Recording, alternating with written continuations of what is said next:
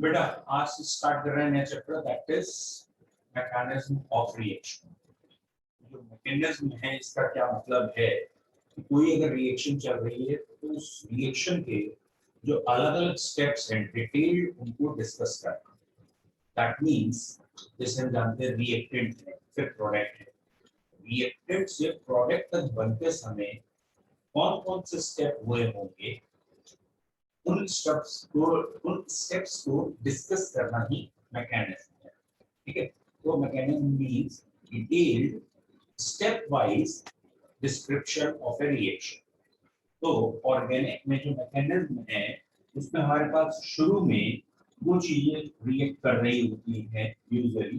जैसे एक एग्जांपल दे देता हूँ, एल्काइल हैलाइड है वो OH से रिएक्ट किया है और बेसिकली वो किसी फेजेस के थ्रू जाते हुए बाद में अल्कोहल में चेंज हो गया है और ये अलग हो गया है। तो यहाँ पे जो मैंने बीच में फेज ले ली थी इसका नाम बदलना पड़ेगा, x सेम हो गया तो बीच में कोई आई लिख दिया, इंटरमीडिएट्स बने फिर प्रोडक्ट बने। तो बच्चों यहाँ पे जो शुरू में रिएक्ट कर रही है चीजें हैं they are termed as reactants. ठीक है, ये रिएक्टेंट्स ये दोनों ये आपस में रिएक्ट कर रहे हैं तो रिएक्टेंट्स हो गए। इन रिएक्टेंट्स में भी फिर से क्लासिफिकेशन है कि ये चीज अटैक करती है इस पे जाती है, क्योंकि आपको दिख रहा है चार्ज है अनस्टेबल है। ये तो पहले से स्टेबल है, एक कार्बन की 4 वैलेंसी चारों वैलेंसी में कोई ना कोई लगा तो स्टेबल है, लेकिन इसने जाके अटैक करके अनस्टेबल किया, बॉन्ड तोड़वाए तब कहीं रिएक्शन चली है ना। तो ये वाली चीज कहलाती है अटैकिंग रिएजेंट। बच्चों AR अटैकिंग रिएजेंट का क्या मतलब है? वो सब्सटेंस वो केमिकल बेसिकली जो इस रिएक्शन को इनिशिएट करने में हेल्प करता है जिसकी वजह से ये रिएक्शन चल रही है, अदरवाइज ये स्टेबल। अब इसे क्या कहेंगे? जो मेन केमिकल है हमारा जिससे मेन प्रोडक्ट बनना है वो हमारा कहलाता है सबस्ट्रेट। तो यहाँ एक वर्ड आएगा अटैकिंग रिएजेंट, एक वर्ड आएगा सबस्ट्रेट। ये दोनों आपस में रिएक्ट कर रहे हैं, भैया ये रिएक्टेंट्स हो गए। इनके रिएक्ट करने के बाद कुछ बना होगा वो भी देखते हैं क्या है, और फिर फाइनली आ गया और ये फाइनल हमारे प्रोडक्ट्स हैं। ये दोनों ही प्रोडक्ट्स हैं, किसी एक को हम कह देंगे मेन प्रोडक्ट मेजर प्रोडक्ट जो हमारे काम का हम मेन है, और मेजर कहने का मतलब 2-3 बन रहे हैं भाई ये ज्यादा बना तो ये मेजर है, और ये जो बीच में मैंने आई लिखा है ये कहलाते हैं इंटरमीडिएट्स। ठीक है, तो बेसिकली शॉर्ट फॉर्म में मैं आपको यही कहना चाह रहा हूँ। ठीक है, ठीक है, तो बेसिकली रिएक्टेंट है, रिएक्टेंट से इंटरमीडिएट बनेंगे और इंटरमीडिएट से फिर बाद में प्रोडक्ट बनेंगे और तुम्हारी केमिस्ट्री के लिए आ रही है। ठीक है, अब बात करनी है, आगे बढ़ जाए बेटा। यहाँ हमें पहले बात करनी है कि ऑर्गेनिक में अटैकिंग रिएजेंट कितने टाइप के होते हैं, इंटरमीडिएट्स कितने टाइप के होते हैं, बॉन्ड कितने टाइप के होते हैं। तो एक बेसिक छोटी सी हेडिंग जो है पहले वो देखते हैं। पहली हेडिंग हम मानते हैं ऑर्गेनिक में बॉन्ड फिशन कितने टाइप का है। बॉन्ड कितने टाइप से पूछ सकते हैं, दैट इज बॉन्ड फिशन कितने टाइप का है। आई होप सो आप लोगों को पता है बेटा। बॉन्ड दो तरह से होते हैं, one is called as homolytic bond fission and other is called as heterolytic bond fission. तो bond fission के दो तरीके हैं, one is homolytic and other is heterolytic. तो होमो मीन्स होता है आइडेंटिकल, एक जैसी चीजों को होमो कह दिया जाता है, और लिटिक मतलब ऑब्वियसली क्लीवेज। तो अगर यहाँ एक बॉन्ड है और वो दो एटम के बीच में है, व्हाटएवर द टू एटम्स, चाहे वो MN में हो, चाहे कार्बन कार्बन में हो, कार्बन में हो, किसी और व्हाटएवर, और इनके बीच में ये जो बॉन्ड बनता है ये बेसिकली दो इलेक्ट्रॉनों से, यानी जो शेयरिंग है कोवलेंट बॉन्ड की वो दो इलेक्ट्रॉनों की है। आइडेंटिकल क्लीवेज कहने का मतलब है दो इलेक्ट्रॉन में से एक एक इलेक्ट्रॉन दोनों को मिल जाए, एक इलेक्ट्रॉन ये ले लें, एक इलेक्ट्रॉन ये ले लें, और m पे भी एक इलेक्ट्रॉन है, n पे भी एक इलेक्ट्रॉन है। This is homolytic cleavage. ये वाला जो फिशन है, बॉन्ड टूटना है, दैट इज होमोलिटिक। ये जो चीजें बनी हैं काफी रिएक्टिव है, क्योंकि ये अनपेयर्ड इलेक्ट्रॉन है, लेकिन इसमें चार्ज नहीं है। आई होप तो आपको पता है चार्ज क्यों नहीं है।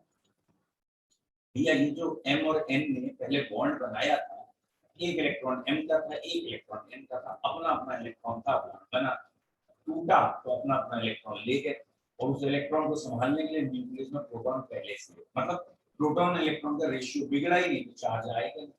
भैया चार्ज इसलिए आता है कि एटम के अंदर जो प्रोटॉन है ना, और बाहर जो इलेक्ट्रॉन है, वो 1:1 में होते हैं तो चार्ज नहीं, वो 1:1 में नहीं होते तो चार्ज आता है। तो यहाँ पे वो रेशियो बिगड़ता ही है, बट ये काफी रिएक्टिव है। अब रिएक्टिव क्यों है ये भी पता लग गया। भैया अनपेयर्ड इलेक्ट्रॉन है, पहले जब ये स्टेबल थे तो पेयर थे, अब जब ये स्टेबल थे, या ये उल्टा कहना चाहिए, जब ये पेयर थे तो स्टेबल, अब ये अनपेयर हो गए तो अनस्टेबल हो गए, तो चार्ज नहीं है, उसकी वजह से कह रहे हैं फ्री। ठीक है, न्यूट्रल को हमें यहाँ वर्ड फ्री का, रेडिकल आर रिएक्टिव स्पीशीज, तो एक फ्री रेडिकल बनते हैं तो एक रिएक्टिव स्पीशीज। शुरू में हम ये भी कहते हैं कि जब इलेक्ट्रोनेगेटिव डिफरेंस बहुत कम लगे आपको, तो आप होमोलिटिक बॉन्ड फिशन कराते हैं। बट 12th स्टैंडर्ड में आप ध्यान रखिए, या फाउंडेशन के लिए ध्यान रखिए, ऐसा कोई जरूरी नहीं है कि ये वाला बॉन्ड फिशन तभी होगा जब इलेक्ट्रोनेगेटिव डिफरेंस 0 या लेस, ऐसा कोई जरूरी नहीं। दो एटम में इलेक्ट्रोनेगेटिव डिफरेंस बहुत ज्यादा हो, उसके बाद भी होमोलिटिक टूटता है। दो एटम में इलेक्ट्रोनेगेटिविटी डिफरेंस 0 हो, मतलब एक जैसे दोनों एटम हो, दोनों क्लोरीन हो, फिर भी हेटेरोलिटिक टूट जाता है। It depends on condition to condition.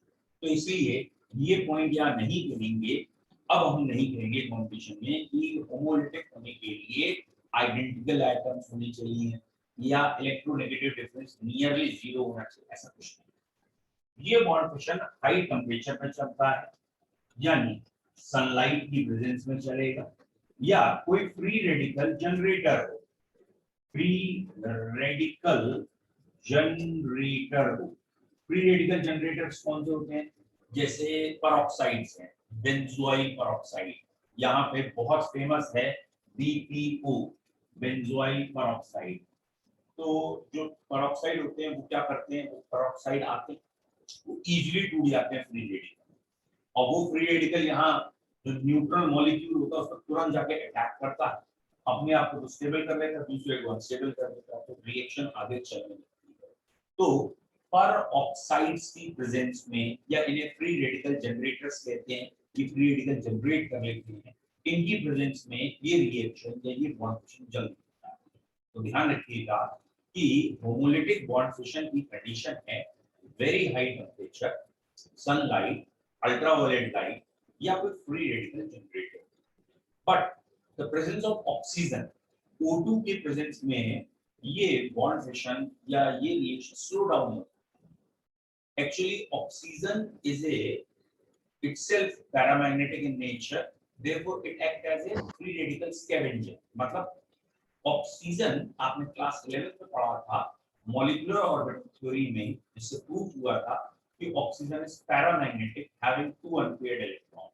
तो ऑक्सीजन में 2 अनपेयर्ड इलेक्ट्रॉन, तो जैसे यहाँ फ्री रेडिकल बन रहे होते हैं और ऑक्सीजन होती है, तो ऑक्सीजन इन फ्री रेडिकल से चिपक जाती है, वो अनपेयर है, ये भी अनपेयर, चिपक स्टेबल।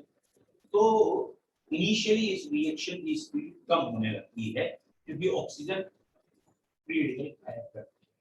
तो as oxygen is a free radical scavenger, it should be avoided in this reaction।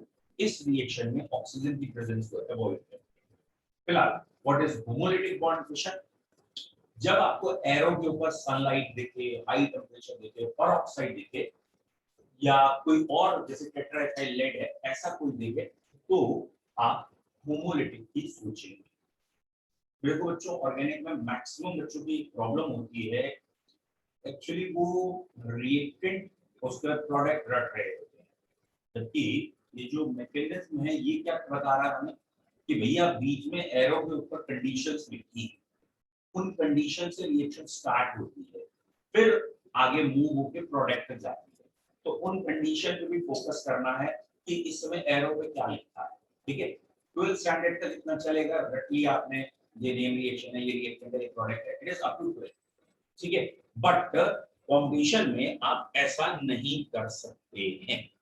ठीक है, now heterolytic bond fission is a common bond fission जो जनरली देखा गया है, जिसके लिए ये कंडीशन नहीं है बहुत हाई टेम्परेचर हो, सनलाइट हो, ऐसी कंडीशन नहीं है। ये ऑर्डिनरी बॉन्ड फिशन है। यहाँ पे क्या है बेटा, एक ए एटम है, एक बी एटम है, दो इलेक्ट्रॉनों से बॉन्ड बना है। हो सकता है दो इलेक्ट्रॉन जिसमें से एक इसका एक इसका, हो सकता है ये दो इलेक्ट्रॉन कोई एक ले जाए और जब ये बॉन्ड फिशन हो ये इलेक्ट्रॉन बी के पास आ जाए, ए से दूर हो जाए, और ये कंडीशन देखने को मिल जाए। तो भैया यहाँ पे जो चीजें बन रही हैं हेटेरोलिटिक बॉन्ड फिशन से, वो कहलाती हैं आयंस। ऑब्वियसली ये कैटाइन है और ये एनाइन, ये आयंस बन गए, कैटाइन एंड एनाइन में चेंज हो गए।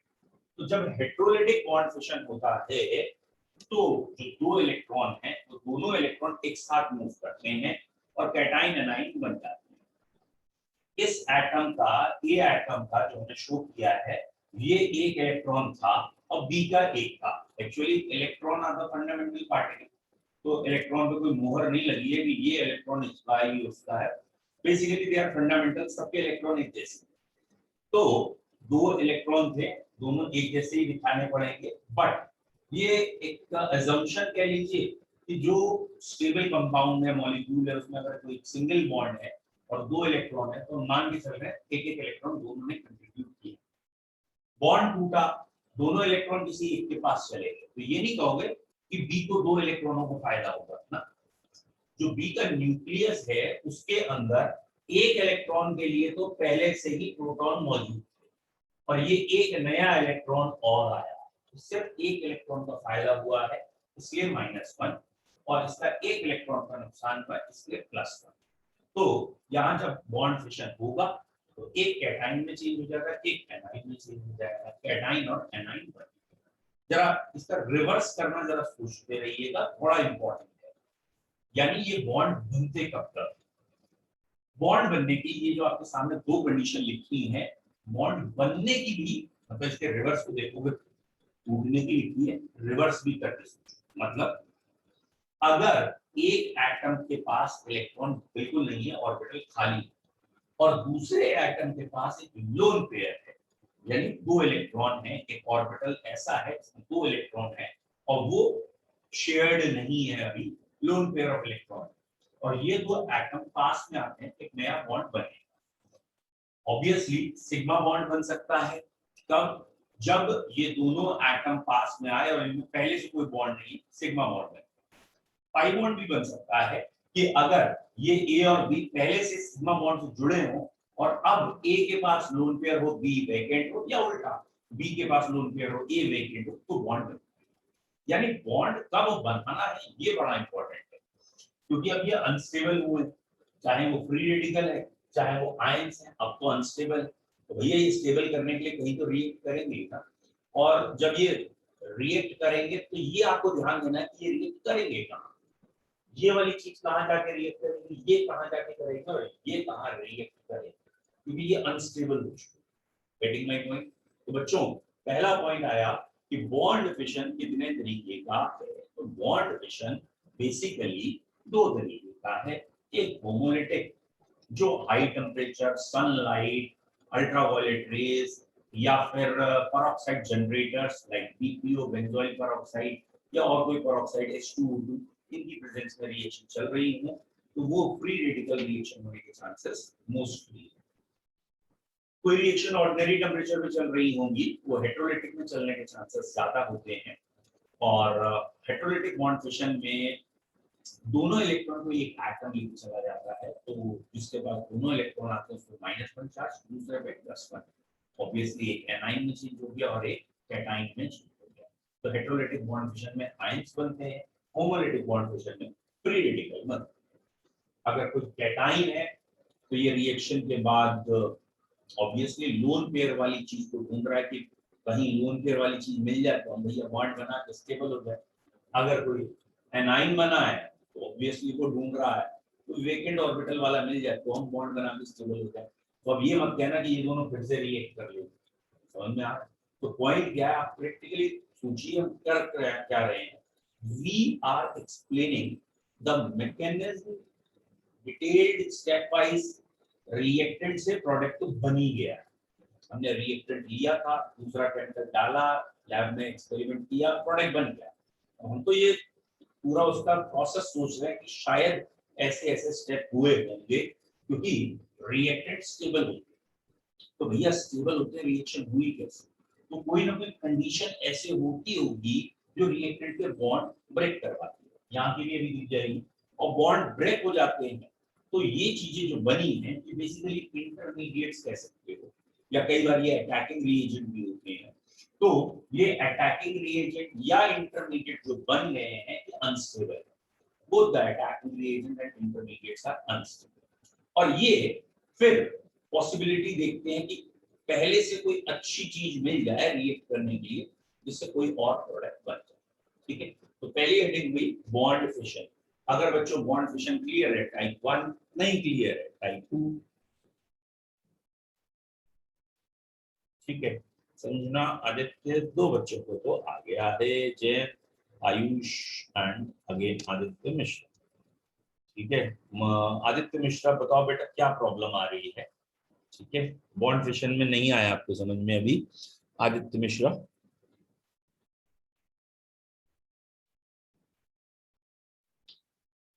चलिए, आदित्य ने क्योंकि 2 टाइप किया था बेटा, लास्ट लाइन नहीं आई समझ में। Last line basically, last line मतलब क्या है कि बॉन्ड फिशन कैसे होता है या बॉन्ड कैसे बनते हैं, क्या कहना चाहते हैं लास्ट लाइन से? ठीक है, चलिए मैं रिपीट कर दे रहा हूँ बस एक बार। बॉन्ड फिशन यानी ऑर्गेनिक में कोवलेंट बॉन्ड्स होते हैं। कोवलेंट बॉन्ड्स बेसिकली शेयरिंग के बॉन्ड होते हैं, तो दो ऑर्बिटल ओवरलैप करके बॉन्ड बना रखते हैं। एक के दो इलेक्ट्रॉन, सॉरी एक के एक इलेक्ट्रॉन दूसरे का एक ही बॉन्ड बना है, ये टूटेगा तो हो सकता है अपने अपने इलेक्ट्रॉन वापस ले जाए तो फ्री रेडिकल बनेंगे, और अगर दोनों इलेक्ट्रॉन को एक ले जाए तो चार्जेस आ जाएंगे। तो अगर चार्जेस आएंगे तो एनाइन कैटाइन आएंगे, और अगर फ्री रेडिकल बनेगा तो अनपेयर्ड इलेक्ट्रॉन होगा। ठीक है, अब ये चीजें या तो इंटरमीडिएट होती हैं या फिर अटैकिंग रिएजेंट। ये जो बॉन्ड फिशन के बाद बनी है तो इंटरमीडिएट भी हो सकती है और अटैकिंग रिएजेंट भी। एक एक करके दोनों को देख लेते हैं। पहले मान लेते हैं ये अटैक करने आई थी, तो ये हो गए attacking reagents. What are attacking reagents? तो ऑर्गेनिक केमिस्ट्री में ये वो चीजें हैं जिनकी वजह से पंगा शुरू हुआ, मतलब ऑर्गेनिक बॉन्ड स्टेबल थे वो अनस्टेबल हुए, फिर आगे प्रोडक्ट में गया तो हमारा जो मेन सबस्ट्रेट है रिएक्टेंट है वो भैया रिएक्टिव बन रहा है, अटैकिंग रिएजेंट बना रहा है, ये बाहर से तबाही मचाने। अब ये अटैकिंग एजेंट दो तरह के होते हैं, one is termed as electrophile and other is termed as nucleophile. तो अटैकिंग रिएजेंट दो तरह के हैं, one is electrophile and other is nucleophile. Electrophile कहने का मतलब क्या है? अधिकतर बच्चे जैसे फाइल वर्ड आता है तो समझ जाते हैं ये कोई मोहब्बतों की बातें होने पर, और इलेक्ट्रॉन से ये मोहब्बतें चलेंगी। ठीक है, तो ये इलेक्ट्रोफाइल है तो इनका इलेक्ट्रॉन के लिए लव और रिस्पेक्ट कहने, but the more actual word is this, वो चीजें, वो species which has capacity to retain electron, कहीं लोन पेयर ऑफ इलेक्ट्रॉन है और ये अटैक करके उसको एक्सेप्ट कर सकते हैं, दे आर इलेक्ट्रोफाइल। मतलब ऐसा नहीं है कि ऑक्टेट इनकम्प्लीट है तभी इलेक्ट्रोफाइल है, जिसके पास भी लोन पेयर एक्सेप्ट करने की टेंडेंसी है यानी वेकेंट ऑर्बिटल हैं सब इलेक्ट्रोफाइल। इलेक्ट्रोफाइल की 3-4 कैटेगरी है। जैसे इलेक्ट्रोफाइल में पहला वर्ड हम लिखते हैं they have tendency to accept electron pair. Lone pair या इलेक्ट्रॉन पेयर एक्सेप्ट करने वाले, या पेयर को ज्यादा अच्छा वर्ड नहीं है, सॉरी, नहीं तो लुईस एसिड लिखेंगे, खाली इलेक्ट्रॉन रखते हैं। They have tendency to accept electron, ये इलेक्ट्रॉन एक्सेप्ट करने की टेंडेंसी रखते हैं। दो तरह के इलेक्ट्रोफाइल होते हैं। एक इलेक्ट्रोफाइल कहलाते हैं चार्ज इलेक्ट्रोफाइल, और चार्ज में ऑब्वियसली पॉजिटिव चार्ज। ठीक है, पॉजिटिव चार्ज कौन से हैं भैया? जिसमें भी प्लस चार्ज है वो चिल्ला के कह रहा है इलेक्ट्रॉन की कमी है, पूरी करवाओ, तो पॉजिटिव चार्ज जो भी आपके दिमाग में आए, यानी आर पॉजिटिव, ये कार्बोकैटायन इंटरमीडिएट भी है, और जब ये अटैक करने जाता है तो अटैकिंग भी है, तो कार्बोकैटायन का इलेक्ट्रोफाइल। इसके अलावा Cl पॉजिटिव। ठीक है, तो ऐसा नहीं है कि क्लोरीन जो है इलेक्ट्रोनेगेटिव एटम दिख रहा है तो भैया Cl पे फ्री रेडिकल या Cl पे नेगेटिव चार्ज है। जब Cl अटैक करने जाता है प्लस चार्ज भी आ जाता है, तो ये क्लोरोनियम आयन कहलाता है। बेसिकली ये, अगर मैं आपको बताऊं, ये रिएक्शन है बेंजीन और इसकी क्लोरीन से रिएक्शन करते हैं FeCl3 या AlCl3 की प्रेजेंस में, तो ये जो क्लोरोबेंजीन बनती है। तो बच्चों हुआ क्या है इस रिएक्शन में, अगर बताया जाए, यहाँ सबसे पहले स्टेप में ये क्लोरीन टूटता है। अब मैं अगर आपको कहूं कि बताओ भाई क्लोरीन कैसे टूटेगा, Cl दोनों Cl, तो हो सकता है आते हैं होमोलिटिक कोड, लेकिन यहाँ पे एरो पे सनलाइट थोड़ी लिखती है, FeCl3 लिखता है, और FeCl3 लुईस एसिड है। तो भैया ये लुईस एसिड इसे पोलराइज करके Cl प्लस और Cl माइनस में तोड़ता है, और वो जो Cl माइनस है वो खुद एब्जॉर्ब कर लेता है। ये Cl प्लस और Cl माइनस में तोड़ता है, Cl माइनस एब्जॉर्ब कर लेता है, तो Cl प्लस बच गया। तो मैं आपको जो चीज समझाना चाह रहा हूं तो ये बॉन्ड फिशन आइडेंटिकल एटम में हुआ, फिर भी कैटायन एनाइन बन गया, यानी हेटेरोलिटिक हो गया। तो ऐसा नहीं है कि Cl2 लिखा है आइडेंटिकल एटम है तो होमोलिटिक ही टूटेगा, भैया एरो की जो कंडीशन लिखी है उसके हिसाब से। ठीक है, तो ये एक जस्ट एग्जांपल दिया है उस बात को प्रूव करने के लिए। अब इन्हें हटा दो। नाउ रिटर्निंग बैक, हम पढ़ रहे हैं इलेक्ट्रोफाइल न्यूक्लियोफाइल क्या है। तो सबसे पहला पॉइंट हमने ये लिखा है कि अटैकिंग रिएजेंट में इलेक्ट्रोफाइल्स क्या है। इलेक्ट्रोफाइल वो चीजें हैं जो इलेक्ट्रॉन्स की कमी से गुजर रहे हैं या इलेक्ट्रॉन को एक्सेप्ट करने की टेंडेंसी रखते हैं। आर पॉजिटिव था, Cl पॉजिटिव था, NO2 पॉजिटिव होता है, RCO पॉजिटिव होते हैं, एक्सेट्रा, यानी H3O पॉजिटिव या और। तो जहां पे भी प्लस चार्ज दिखता है उनसे इलेक्ट्रोफाइल मान, ठीक है, क्योंकि ये इलेक्ट्रॉन की कमी से गुजर रहा है तो ये इलेक्ट्रॉन एक्सेप्ट करेगा। एक एग्जांपल याद रखना है जो इलेक्ट्रोफाइल नहीं है प्लस होने के बाद, और ये एक बारी IIT में बहुत पहले आया है, R4N positive quaternary ammonium salt जिसे कहते हैं, ये नाइदर इलेक्ट्रोफाइल में है, neither electrophile and nor nucleophile. ठीक है, तो ये एज ए एक्सेप्शन याद कर लो। क्या कहा गया है, नाइट्रोजन बेसिकली सेकंड पीरियड का एलिमेंट है। ये सेकंड पीरियड वाला भैया एलिमेंट्स ना तो बहुत इंपॉर्टेंट है, बहुत इंपॉर्टेंट। मतलब ये कंसेप्ट केमिस्ट्री में रिपीट हो के बार-बार हो रहा है कि जो सेकंड पीरियड के एलिमेंट होते हैं उनमें डी सब्स्टिट्यूशन नहीं।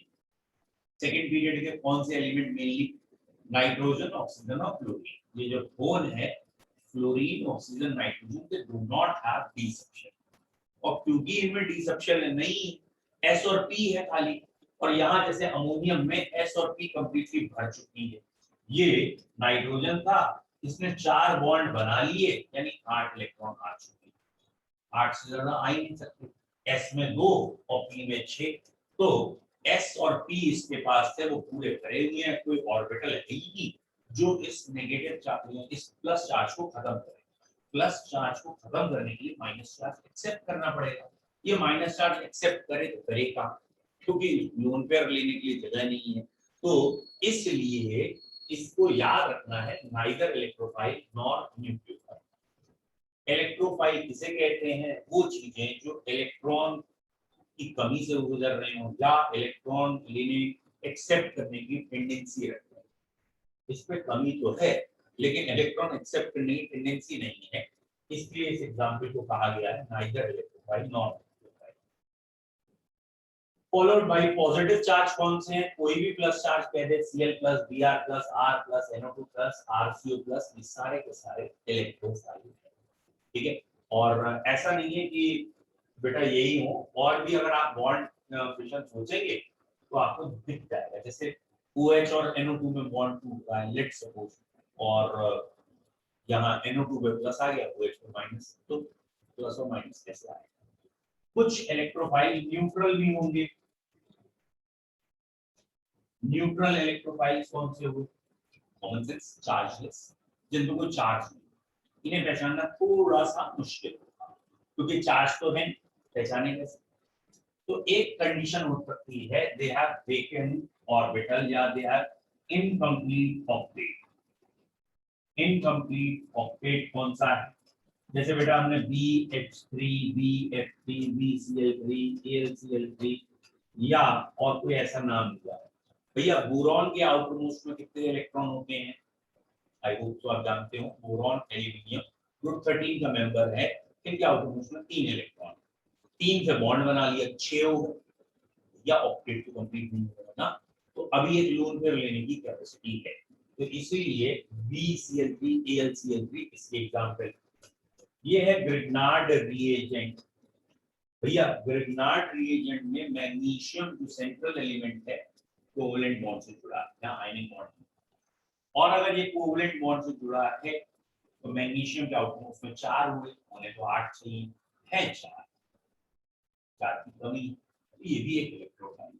तो कोई डायरेक्ट पूछता है ग्रिग्नार्ड रिएजेंट इलेक्ट्रोफाइल। इससे पहले अभी हमने जो लिखा था दैट इज दिस वन। ठीक है, कोई भी फ्री रेडिकल तो इलेक्ट्रॉन की कमी से गुजर रहा है, ऑक्टेट पूरा नहीं होगा, वो अटैक ही इलेक्ट्रॉन भी कर रहा है, तो free radical are also electrophile.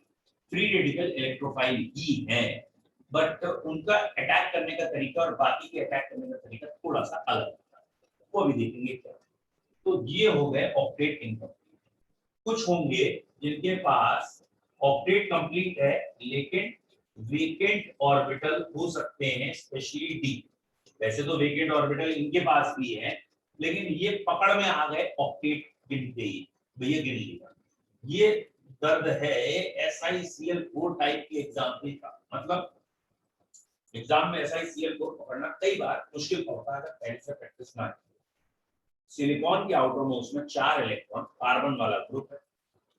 जैसे कार्बन 4 बॉन्ड बनाता है, सिलिकॉन भी 4 बॉन्ड बना के स्टेबल हो गया। तो कईयों को लगता है कि भैया ये तो स्टेबल हो गए, ना तो लोन पेयर है ना ही वेकेंट ऑर्बिटल, तो कह देते हैं नाइदर इलेक्ट्रोफाइल नॉर न्यूक्लियोफाइल। लेकिन ना, इसमें डी ऑर्बिटल एक खाली डी, और क्योंकि वो वेकेंट डी ऑर्बिटल है, वो लोन पेयर एक्सेप्ट कर लेता है और बाद में SiCl6-2 तक बन सकता है। तो जहां पे भी आप देखेंगे ना कि शुरुआत में PCl5 है, बाद में PCl6 नेगेटिव बन गया, तो भैया ये भी इलेक्ट्रोफाइल है।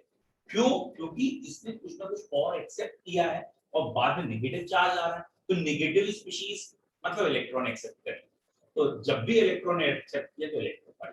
तो भैया ये SiCl4, PCl5 या ऐसे और एग्जांपल, जैसे सिंपल आयरन लिखा है, FeCl3 लिखा है, ये इलेक्ट्रोफाइल है, क्योंकि इनके पास जहां तक कि जिंक ZnCl ये भी इलेक्ट्रोफाइल। क्यों? क्योंकि इनके पास वेकेंट ऑर्बिटल होते हैं, तो जिनके पास भी वेकेंट ऑर्बिटल हैं वो इलेक्ट्रोफाइल की तरह काम करते हैं। तो एक हो गया ऑक्टेट इनकम्प्लीट और एक हो गया वेकेंट ऑर्बिटल। एक और कैटेगरी है which is also very interesting, that is due to cleavage of bond. Cleavage of bond से भी इलेक्ट्रोफाइल बनते हैं। ठीक है, व्हाट आई मीन टू से, ठीक है, बेटा हम क्या कहना चाहते हैं क्लीवेज से, फिशन से। जैसे SO3 बड़ा टिपिकल एग्जांपल, ये बेंजीन की रिएक्शन में ये अटैकिंग रिएजेंट है। बेंजीन का जब सल्फोनेशन करते हैं ना, उसमें अटैक करने कौन जाता है? SO3 जाता है।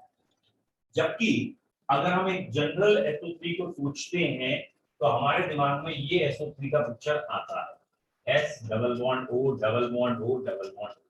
तो ये जो सल्फर है इनके आउटर मोस्ट में 12 इलेक्ट्रॉन दिखता है, 6 बॉन्ड है 12 इलेक्ट्रॉन है, यानी ऑक्टेट को तो ये कब का सुपर ऑक्टेट में जा चुके हैं, but still they are electrophile.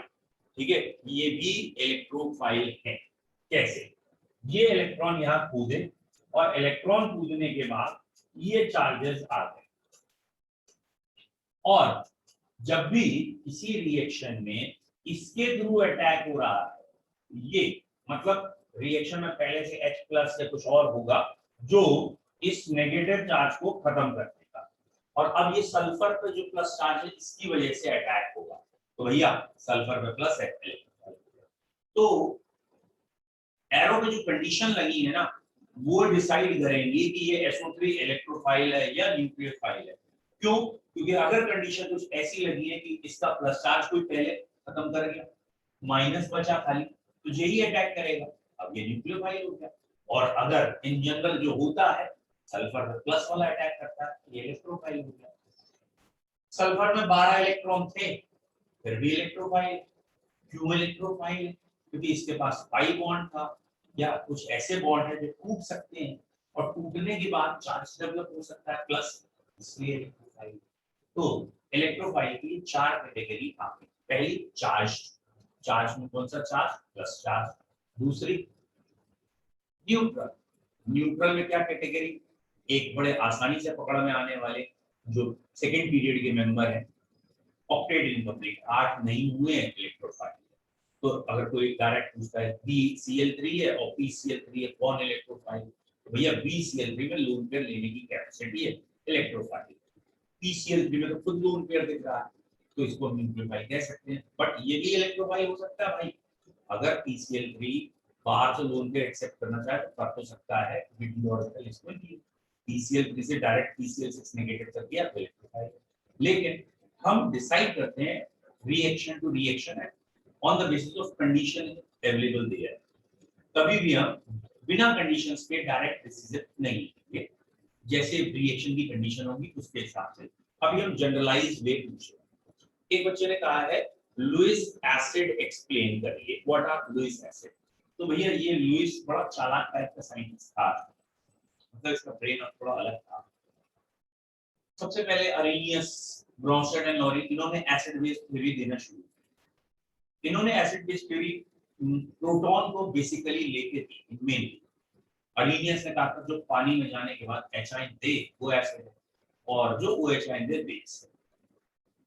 Brønsted and lorry ने कहा नहीं यार, खाली H दे और H एक्सेप्ट करे और पानी में का कोई चक्कर नहीं है, H छोड़ने वाले एसिड और H लेने वाले बेस।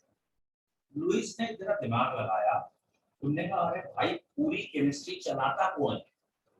पूरी केमिस्ट्री प्रोटॉन तो चलाता नहीं, वो तो फ्री है ही नहीं, हाइड्रोजन के अलावा और कोई प्रोटॉन दिखता नहीं। पूरी केमिस्ट्री चलाते हैं इलेक्ट्रॉन्स, जितने भी एटम है वो इलेक्ट्रॉन से खेल खेल ले, और जब इलेक्ट्रॉन यहाँ की फुटबॉल है वही गेम खेलता है, उसी हिसाब से दो डेफिनेशन एसिड बेस की। तो उसने एक ऐसी डेफिनेशन दी जो ऑर्गेनिक इनऑर्गेनिक हर जगह लग सकती है, क्योंकि उसमें एच का रूल ही। उसने कहा कि ये तुम एसिड बता रहे हो, तुम इसे एसिड बता रहे जिसने एचाइन छोड़ दिया, ठीक है? उन्होंने कहा तुम इसे देखो ही, हम तो ये देखेंगे कि शुरुआत के मुकाबले ये कंडीशन आ जाए इलेक्ट्रॉन के हिसाब से, यानी नेगेटिव चार्ज आएगा तो इलेक्ट्रॉन छीन लो, इलेक्ट्रॉन ले लो, इलेक्ट्रॉन लेके नेगेटिव चार्ज आ जाएगा। तो उन्होंने कहा जो भी इलेक्ट्रॉन एक्सेप्ट करेगा वो नेगेटिव चार्ज लेगा, और इलेक्ट्रॉन को एक्सेप्ट करने वाले नेगेटिव चार्ज ले लेते हैं, इसीलिए electron acceptor are Lewis acid. बस इस डेफिनेशन में जहां इलेक्ट्रॉन पेयर वर्ड है ये याद रखना है, तो लोन पेयर लेने वाले लुईस एसिड, लोन पेयर छोड़ने वाले लुईस बेस। तो याद रखना आसान है, ए फॉर एसिड, इलेक्ट्रॉन को एक्सेप्ट करना, A acid, A for accept, A for acid. और ऐसे ही इलेक्ट्रॉन बांटने वाला बेस, बी फॉर बांटना, बी फॉर बेस। तो लोन पेयर बांटने वाला बेस, ए से एसिड, ए से एक्सेप्ट, बी से बांटना, बी से बेस, कुछ भी। ठीक है, एनी डाउट? अब बेटा जो आपने क्वेश्चन पूछा था, आई होप क्लियर हो जाना चाहिए कि लुईस एसिड क्या है और लुईस बेस क्या है।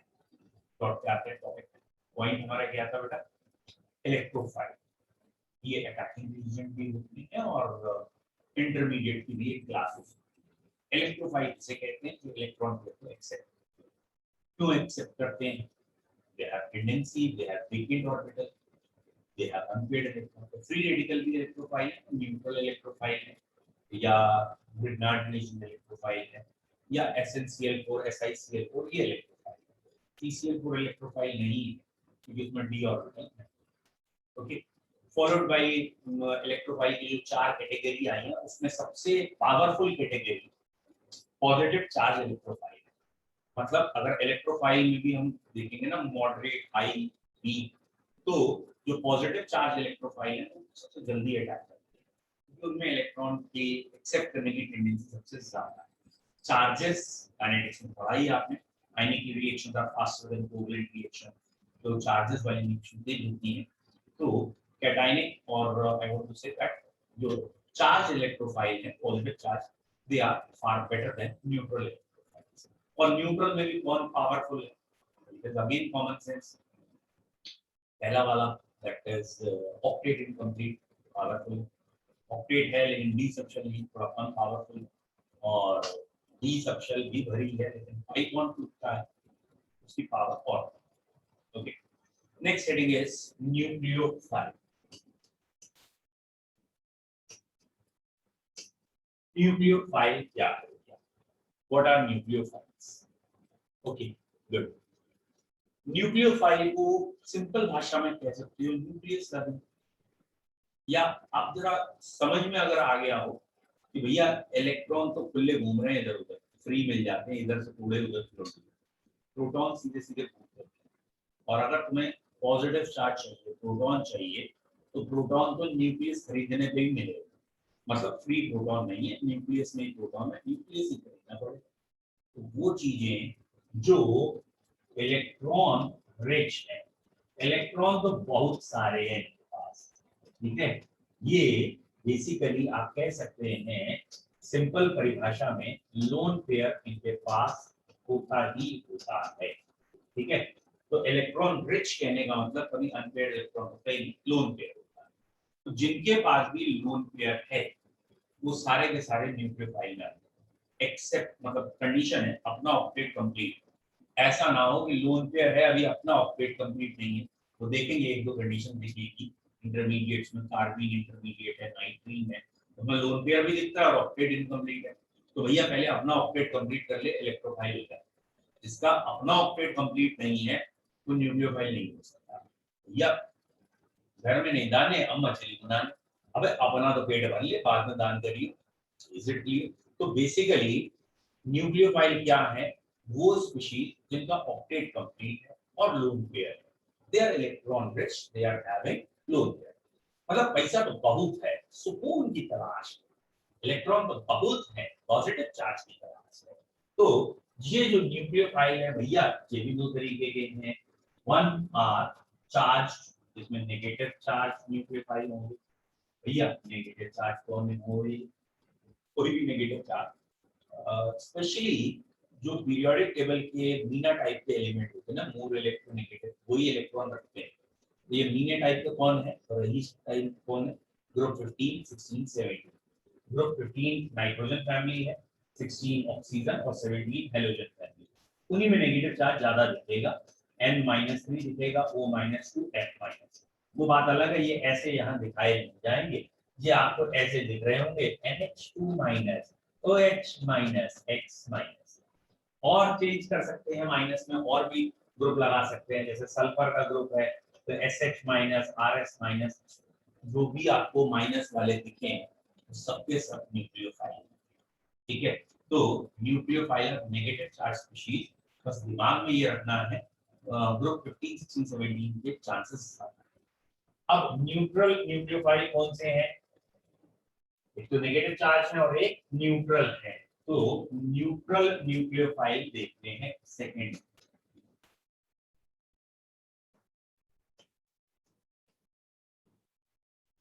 भैया न्यूट्रल कौन से? चार्जलेस। फिर वही वाला पॉइंट है, लोन पेयर तो होना चाहिए ना। लोन पेयर होने वाले कौन से? नाइट्रोजन का अमोनिया हो गया, ऑक्सीजन का वाटर हो गया, हेलोजन का HX हो गया। अब अगर आपको थोड़ा समझ में आ गया तो इसके डेरिवेटिव बना दो, यानी यहाँ प्राइमरी अमीन बना दो, सेकेंडरी अमीन बना दो, लोन पेयर होना चाहिए, टर्शरी बना सकते हैं, वाटर का अल्कोहल बना दो, ईथर बना दो, ठीक है। अमोनिया से ही थोड़ा अगला मेंबर फॉस्फीन बना दो, या और कोई ऐसा बना दीजिए, या हेलोजन से Cl बना दीजिए, ठीक है, HCl HBr HI बना दीजिए। तो लोन पेयर होंगे तो वो न्यूक्लियोफाइल होगा। सल्फर तेल कुछ और बना दीजिए, RSS बना दीजिए, RSR बना दीजिए, ये लोन पेयर वाले ग्रुप हमारे न्यूक्लियोफाइल।